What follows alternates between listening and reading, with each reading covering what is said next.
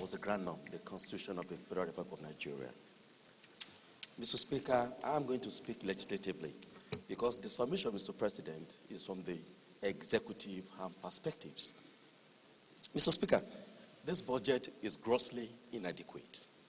I say so because we need to address our minds to our status. Did you say grossly inadequate? Grossly inadequate. That is, it's not enough. It's not enough. We are talking about 32 billion and 23 billion dollars budget, which is just the cost of a project that links Nigeria to Senegal to Morocco, a pipeline.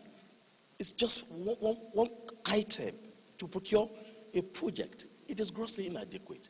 I say so, Mr. Speaker, when you could consider Section 18 of our Public Procurement Act 2007, which bordered on needs assessment. Mr. Speaker, I will take you to Foreign Affairs, the committee I chair. Practical consideration of the needs assessment of missions of the headquarters of the agencies under Foreign Affairs, Mr. Speaker, is more than 2 trillion naira. And we are giving a paltry sum of 286 billion naira. Our missions are in courts in various nations.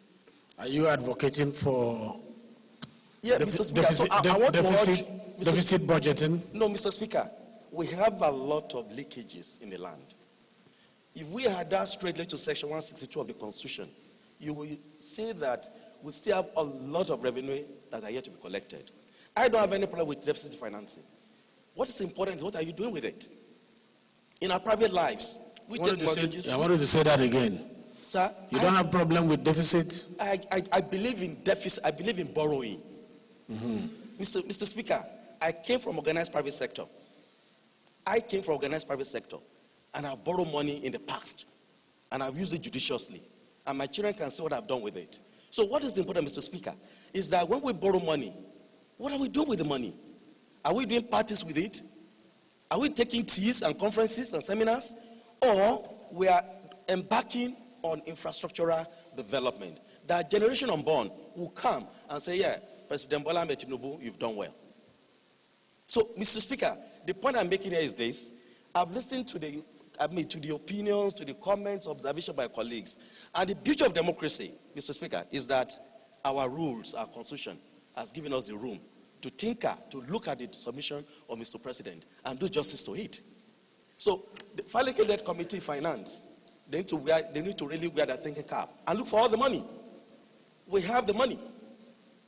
We have to do our work and block all the leakages, Mr. Speaker. Even in the tax arena, Mr. Speaker, we have not even collected the taxes. There are a lot of tax gaps.